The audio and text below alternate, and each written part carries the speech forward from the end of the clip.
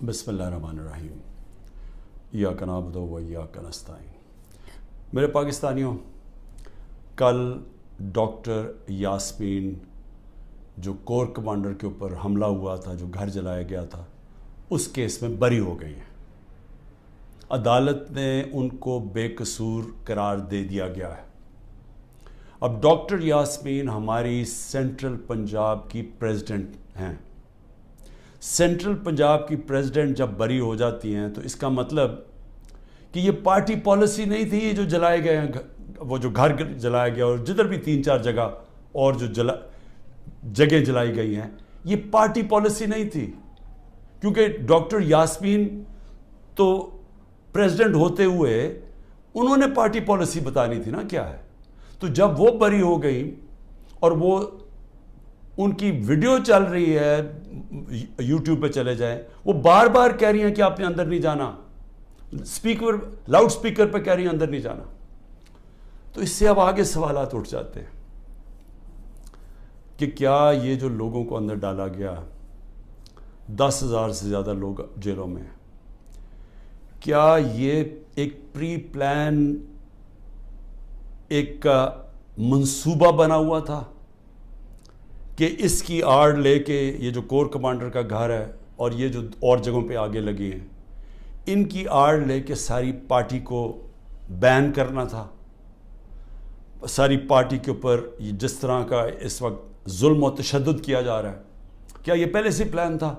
اب تو یہ سامنے آ رہا ہے، یہ تو اب واضح ہو گیا ہے کہ کہیں بھی آپ جا کے مجھے یہ بتا دیں کہ میں نے کہا ہو کہ قانون سے باہر جانا ہے، پرامن احتجاج، دھرنا کرنا، لانگ مارچ کرنا، جب تک وہ پرامن رہے، یہ ہمارا حق ہے، یہ میرا آئین، میری کانسٹیٹیوشن مجھے یہ حق دیتی ہے اور یہ سب کو پاکستانیوں کو دیتی ہے۔ 3 لانگ مارچز ہمارے خلاف کی گئی، 3، بتائیں کتنی FIR کٹی، کتنے لوگوں کو کتنوں کے گھروں میں گھس کے ان کے دروازے توڑ کے اندر جا کے لوگوں کو جیلوں میں ڈالا گیا، کتنوں کی مار پٹائی کی گئی، کتنوں کے اوپر ٹیئر گیسنگ کی گئی۔ اور مجھے یہ بتائیں کہ اب جو ہمارے لوگوں کو اندر ڈالا ہوا ہے، کیا کوئی اس کے اوپر انڈیپینڈنٹ انکوائری ہوگی یا نہیں ہوگی؟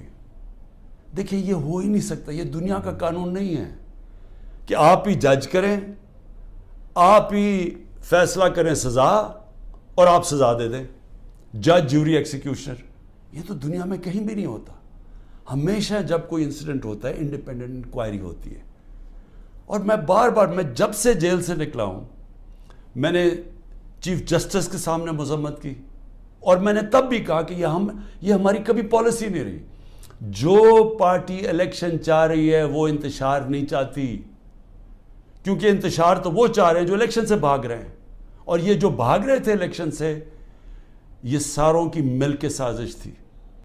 پھر کیا ضرورت تھی کہ اتنا بڑا ایک کمانڈو سٹائل حملہ ہوتا ہے، شیشے توڑتے ہیں، لوگوں کو ڈنڈے مارتے ہیں، جس طرح کہ وہ بیچارے وہاں کام کرنے والے جو رجسٹری آفس میں تھے ان کو ماریں پڑتی ہیں، کمپیوٹر توڑ دیتے ہیں، شیشے توڑ دیتے ہیں، اور مجھے ایک دہشت گرد کی طرح پکڑ کے لے کے جاتے ہیں، جو اس کی ساری دنیا میں وہ چلی جاتی ہیں تصویریں۔ تو اس کا بعد تو رد عمل آنا تھا۔ تو اب میں یہ سوچ رہا ہوں کہ کیا یہ جان کے کیا گیا تھا؟ کیونکہ مجھے آرام سے بھی پکڑ سکتے تھے، مجھے پولیس بھی پکڑ سکتی تھی، میں ہائی کورٹ سے باہر نکلتا تب بھی پکڑ سکتے تھے، میرے ساتھ تو کوئی لوگ ہی نہیں تھے۔ تو کیا وہ سارا کچھ کرنا، وہ مار دھاڑ کرنا، کیا یہ منصوبے کا حصہ تھا؟ اور یقین کریں، جیسے ہی میں اندر گاڑی کے بیٹھا ہوں، جب انہوں پکڑ کے لے کے گئے، بڑی میرے سے تمیز سے باتیں ہوئی، کوئی میرے سے برا سلوک نہیں ہوا، وہاں سے لے کے نیب میں۔ تو کیا یہ دکھانے کے لیے سب کچھ تھا، جس کا رد عمل آیا اور وہ پہلے سے پلان کیا ہوا تھا، یہ جو سب کچھ ہوا ہے؟ میں پھر سے کہتا ہوں کہ اگر سچ پہ پہنچنا ہے تو وہ صرف ایک طرح کہ ایک انڈیپینڈنٹ انکوائری کی جائے۔ اور یہ جو ہوا ہے ڈاکٹر یاسمین کی جو بری کیا گیا، اور وہ ہونا ہی تھا، انہوں نے بری، کیونکہ ان کی تو ویڈیو چل رہی تھی کہتے کہ اندر نہیں جانا آپ نے، اور روک رہی تھی لوگوں کو، تو اس سے تو بری ہونا تھا۔ لیکن یہ ہماری پریزیڈنٹ تھی سینٹرل پنجاب کی، سارا سینٹرل پنجاب ان کے نیچے تھا، تو جو بھی انہوں نے بولنا تھا وہ ہماری پالیسی تھی۔ چاہتا ہوں کیونکہ میرے پاس اب جو نکل کے آئے ہیں کارکن, ابھی میں باہر میرے ایک کارکن جس کو 17 دن جیل میں رکھا ہے وہ واپس آیا, سارے ایک ہی کہانی سنا رہے ہیں. اتنے زیادہ لوگ ہیں, جیل چھوٹا ہے, سب کو وہاں بند کیا ہوا ہے, یعنی وہ جیل میں گنجائش ہی نہیں ہے جو جیلوں میں جتنے زیادہ لوگوں کو انہوں نے بند کیا ہوا ہے. کس حالات میں وہ رہ رہے ہیں, کس طرح گندگی ہے وہاں, کھانا ان کو دیا نہیں جاتا, 2 دن کہتا ہم نے روزے رکھے ہیں, کھانا ہی نہیں تھا. اور پھر ان سے جو سلوک کیا گیا ہے, یعنی ایسے رکھا گیا, یہ پولیٹیکل ورکرز ہے, انہوں نے کوئی کرائم نہیں کی, ان کی ابھی تو کرائم ثابت ہی نہیں ہوئی, اور پھر وہ بتاتے ہیں ہم جاتے تھے ادھر عدالت میں, وہاں سے نکلتے تھے دوسرے کیس پہ اندر ڈال دیا. اب یہ جو آدمی نکلا ہے یہ صرف یہ کوئی 40 لوگ رہا ہوئے ہیں, 40 میں سے 7-8 نکلے ہیں, باقیوں کو پھر جیلوں میں ڈال دیا. تو یہ مجھے بتائیے کون سا قانون ہے آج پاکستان میں؟ میں یہ سوال پوچھتا ہوں کہ جو بھی آج حکمرانی کر رہے ہیں, کیا ان کو اندازہ ہے کہ یہ پاکستان کو کتنا نقصان پہنچایا جا رہا ہے؟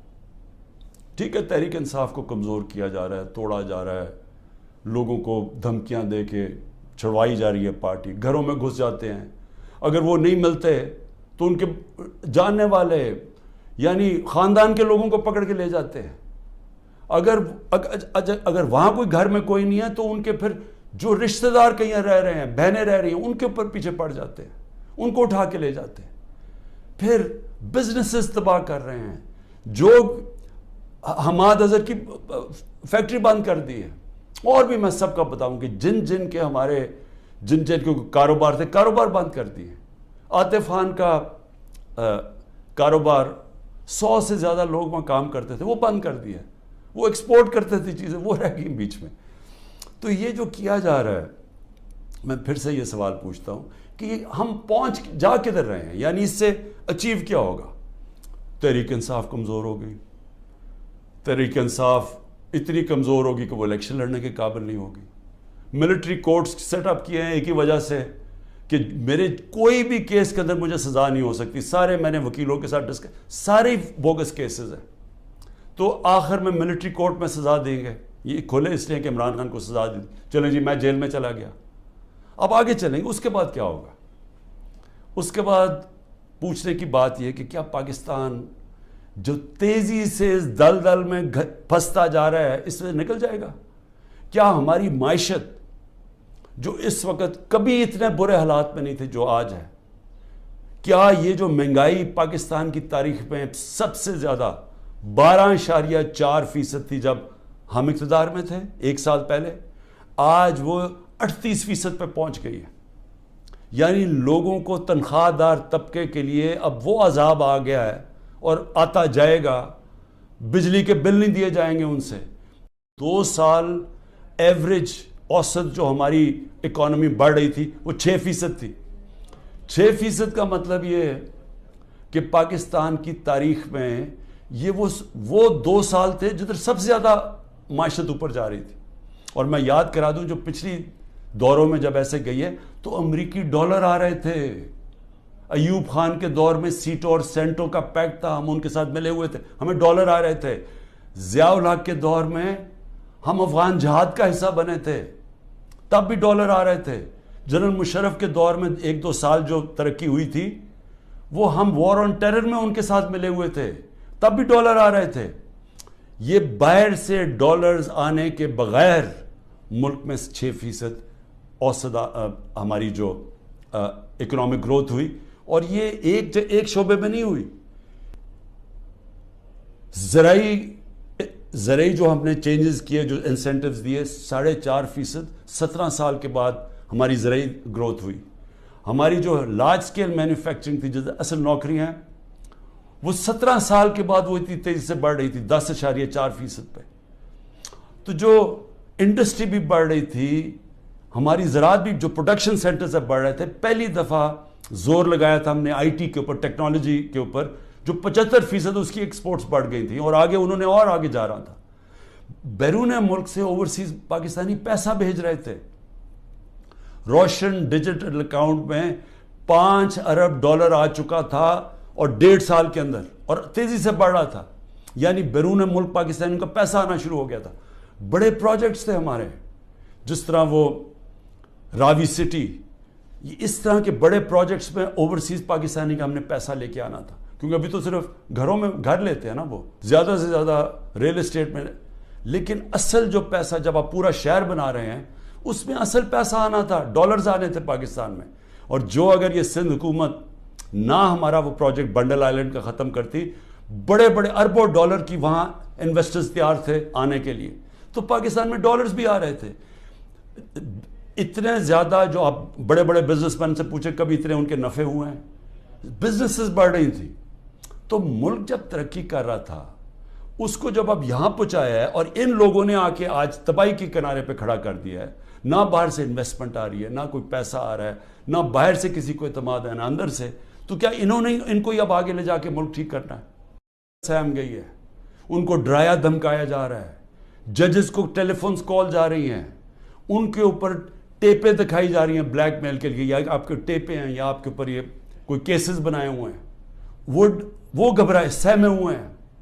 جو ججز کا ہم نے حالات دیکھے ہیں، وہ اس مشکل حالات میں بھی پوری کوشش کر رہے ہیں کہ قانون کے ساتھ چلیں، لیکن ان کے اوپر وہ پریشر ڈالا جا رہا ہے کہ وہ کام کریں جو کہ سارا وقت ہماری عدلیہ کرتی ہے، طاقتور کے ساتھ چلے جائیں.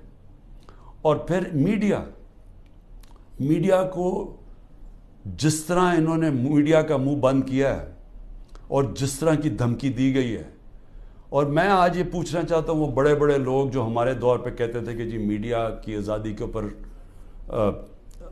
ہم کوشش کر رہے ہیں وہ آزادی واپس لینے کے لیے، میں آج ان سے پوچھتا ہوں کہ آج وہ کدھر چلے گئے ہیں؟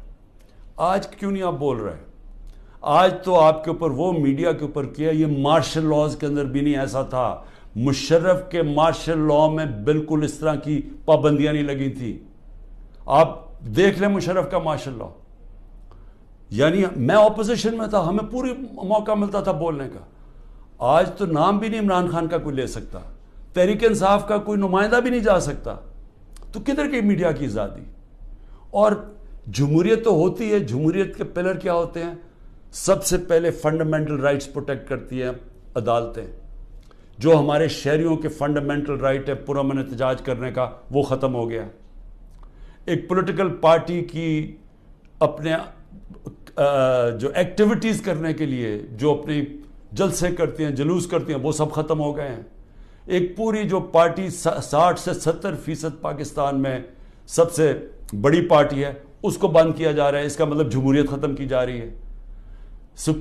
عدالتوں کو دبایا جا رہا ہے، سپریم کورٹ کو تقسیم کیا ہوا ہے اور ان کو کمزور کیا گیا ہے.